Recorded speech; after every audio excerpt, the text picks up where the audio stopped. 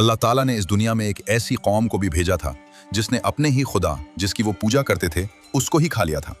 ये उस वक्त की बात है जब इस्लाम से पहले अरब के लोग ज़हनी तौर पर इस कदर पस्त हो चुके थे कि वो हर उस चीज़ को खुदा मान लेते थे जो उन्हें ताकतवर या फ़ायदामंद लगती। पत्थरों और लकड़ियों की पूजा तो आम थी, लेकिन कबीला बनु हनीफा ने अपनी तख्लीक में हद ही कर दी थी।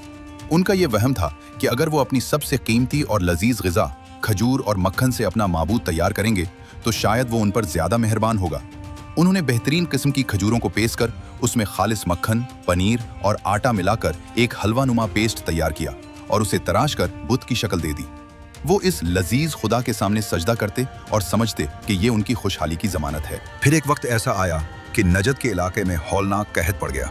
दाने दाने को तरसती उस कौम के सामने जब मौत नाचने लगी और घर के तमाम अनाज खत्म हो गए तो उनका सारा ईमान पेट की आग के सामने ढेर हो गया। शुरू में तो वो डरे कि अपने रब को कैसे खाएं, लेकिन जब भूख ने होश उड़ा दिए तो उन्होंने सोचा कि अगर हम ही ना रहे तो इबादत कौन करेगा।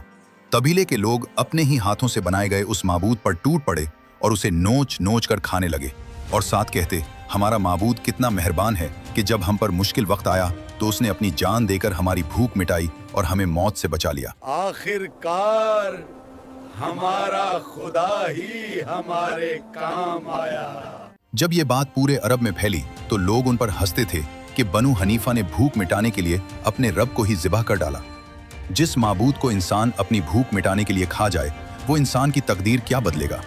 असल ताकत सिर्फ उस अल्लाह की है जो सबको खिलाता है मगर खुद किसी का मोहताज नहीं।